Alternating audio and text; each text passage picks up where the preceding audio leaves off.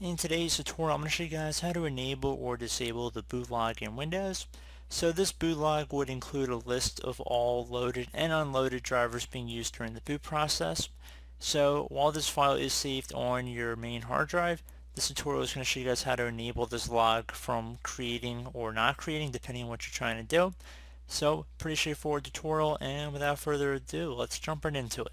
So we're going to start by left clicking on the start button one time to open up the start menu. Type in msconfig, again msconfig. You want to select system configuration from this list.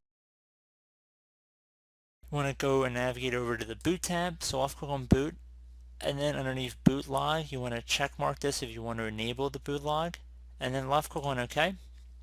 Please know you will need to restart your computer to apply these changes, so with to just restarting your computer after closing out of any open applications, and that should be about it. So I do hope this brief tutorial was able to help you guys out, and as always, thank you for watching, and I do look forward to catching you all in the next tutorial. Goodbye.